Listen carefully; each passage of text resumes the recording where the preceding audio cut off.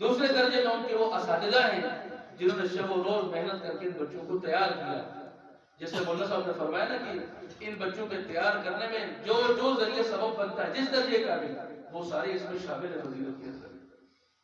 کل قیامت کے دن جب اعلان ہوگا کہ اور فنا بن فلا جیسا اعلان ہوگا نا سٹیج پہ تشریف لائے, وہاں اعلان ہوگا, اللہ کا دربار لگا ہوگا, اولین و آخرین ہوں گے, تمام انبیاء بیٹھے ہوں گے, وہاں اعلان ہوگا فنا بن فلا جو ہے اس سٹیج پہ تشریف لائے. کیوں بھائی؟ ان کو ایسا تاج پہنایا جائے گا جس کی روشنی آفتاب کی روشنی سے بھی زیادہ ہوگی. حدیث کہتے ہیں کہ ان کو تاج پہنایا جائے گا.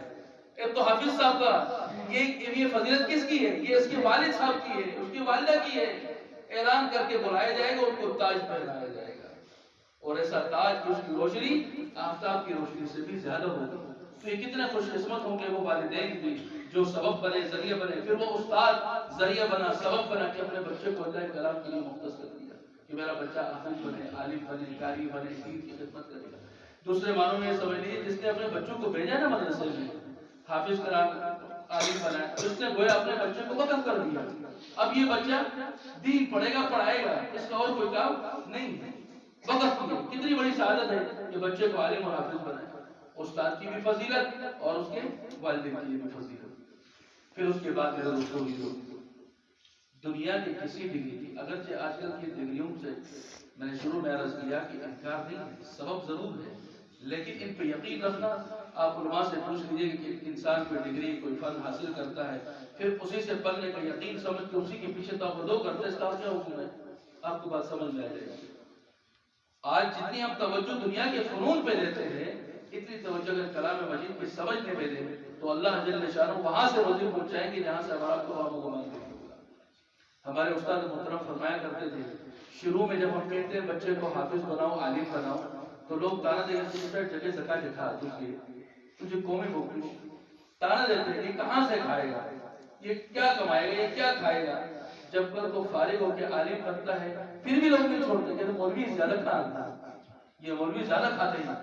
تو بھائی پہلے تو تم ہی کہتے تھے کہ کیا کھائے گا, اب جب اللہ ان کو کھلا رہا ہے جب بھی تانا دیتے ہو کہ زیادہ کھاتے ہیں. تو دنیا میں ہی اللہ تمہیں دکھا رہا ہے کہ جو دین سیکھتا سکھاتا ہے اللہ اسے دنیا میں بھی زیادہ دیتا ہے, آخرت میں تو ہے ہی ہے.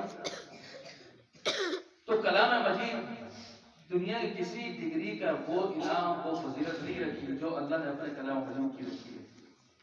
آج کوئی والد کے قبر پر بیٹھ کر ڈاکٹر صاحب اول سال تک اپنی ساری ڈاکٹری پڑھ کے آخر میں یا اللہ میں نے اپنے باپ کو بخش دیا, ثواب ہے, ملے گا باپ کو کچھ. انجینئر سب سارا کچھ باپ کے قبر پہ جا کے سنا دے کچھ ہے. پھر اس کے بعد یہ سارے دنیا کے فنون ان کا کام کیا ہے, موت سے پہلے پہلے ہے بس. ڈاکٹر صاحب, انجینئر صاحب, پائلٹ صاحب, مالدار صاحب, ٹھیکیدار صاحب, فلاں صاحب, یہ سارے دنیا کی ضرورتیں ہیں اور دنیا کی فنون ہے, لیکن موت سے پہلے پہلے, موت کے بعد ان کا کوئی تعلق نہیں ہے, بات ختم ہو جائے گی.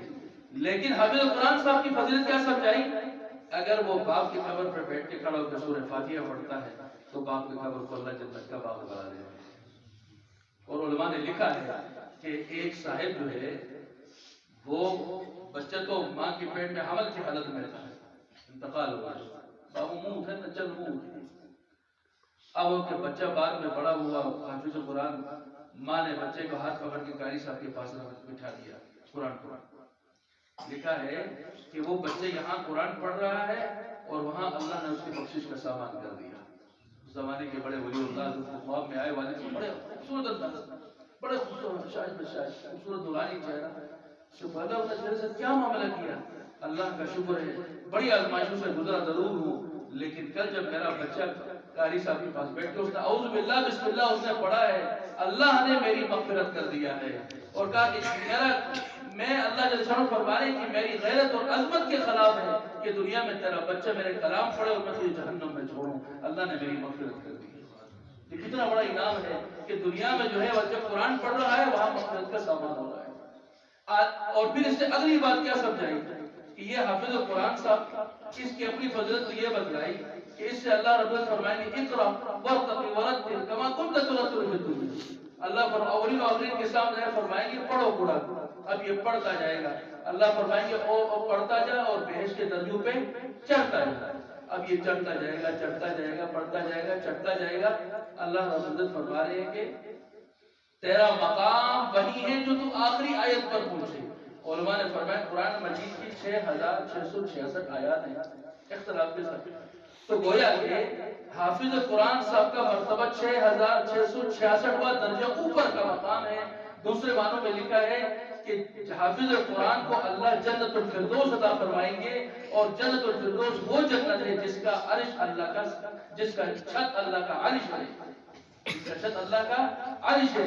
تو گویا کہ عام جنتی ہفتے میں 1 مرتبہ اللہ کا دیدار کریں گے، اور حافظ قرآن صاحب دن میں 5 مرتبہ اللہ کا دیدار کریں گے۔ جنت الفردوس کے جنتیوں کو اللہ دن میں اپنا 5 مرتبہ دیدار کروائیں گے۔ یہ کتنا خوش قسمت حافظ قرآن ہے کہ جو دن میں 5 مرتبہ اپنے رب کا دیدار کرے گا۔ یہ اللہ نے اپنے کلام کی فضیلت سمجھائی کہ جو میرے کلام کو محفوظ کرے گا، اس کو پڑھے گا، اس کو سمجھے گا، اس پر عمل کرے گا، اس کے لیے انعام ہے، دنیا میں بھی عزت ہے اور آخرت میں بھی عزت ہے، بلندی ہے۔ اللہ جل شانہ ہم سب کو اس کلام مجید کو سمجھنے کی، پڑھنے کی، عمل کرنے کی توفیق عطا فرمائے۔ اب قرآن مجید کا ہم سب کو مطالبہ بھی ہے، صرف قرآن پڑھنا نہیں ہے، یا صرف حافظ بننا بنانا نہیں ہے۔ ایک مشین چل رہی ہے، چلو جی نکال لیا، حفاظ نکلتے جا رہے ہیں، اس کے بعد آگے اس کو محفوظ کرنے کی کوئی توجہ نہ ہو تو ساتھ وعید بھی سنائی، جس نے ناقدری کی، قرآن مجید کو حفظ کیا، پھر اس کو بلا دیا، پھر اس کی وعید بھی ستائی۔ اگر اس کو محفوظ نہیں کیا اس کی وعید آئی۔ اگرچہ دیگر ائمہ کرام ان کے نزدیک حافظ قرآن جس نے قرآن کو بلا دیا، حفظ کرنے کے بعد اس کو یاد نہیں رکھا، بلا دیا، تو مطلقاً یہ فرمایا ہے کہ وہ حافظ قرآن جہنم میں جلے گا، کیونکہ اس نے ناقدری کی۔ اتنے عظیم کتاب کلام مجید اللہ نے اس کے سینے میں محفوظ کیا، اس کو اس نے ضائع کیا، جلا دیا۔ لیکن ہمارے امام ابو حنیفہ صاحب رحمۃ اللہ علیہ فرماتے ہیں کہ اس سے مراد ایسا بھول جانا ہے کہ کوئی نظر بھی پڑھنا نہیں آئے، ایسا بھول بنایا ہو گیا کہ اب دیکھیں نظر بھی نہیں پڑھ سکتا ہے، اس کے لیے یہ وعید ہے۔ باقی اگر کوئی بھول جاتا تو پھر وہ اس وعید میں شامل نہیں ہوگا، اگرچہ گناہ ضرور ہوگا لیکن اس وعید میں نہیں آئے گا جو مکمل قرآن مجید کے بولنے کی وعید ہے۔ تو اب اس سے اگلی ذمہ داری ہماری کیا بنتی ہے؟ استاد صاحب نے محنت کی، تیار کیا، بچے کو پڑھایا، حافظ بنایا، فارغ ہو گیا۔ اب اگلی ذمہ داری آپ کی والدین پر۔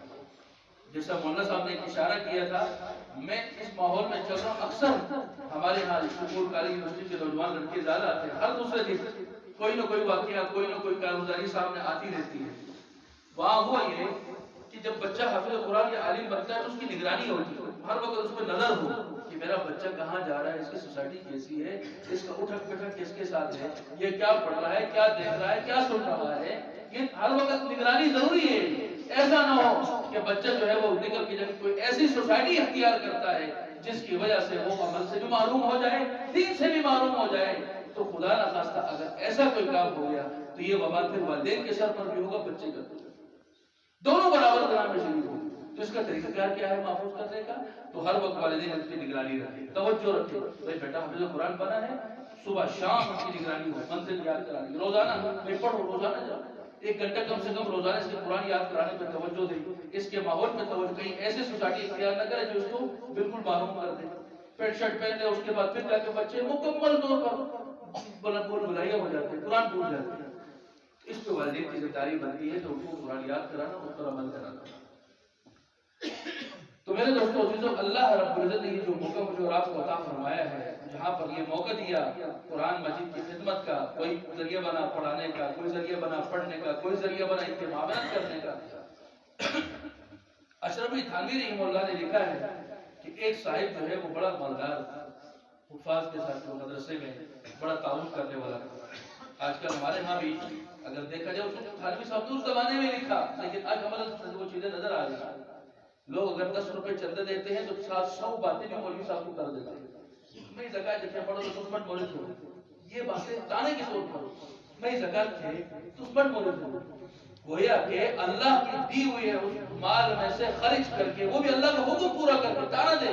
جبکہ دوسرے معنوں میں آپ علماء سے پوچھیں، اب احسان جتلانے والے کے بارے میں کیا وحید آئی ہے؟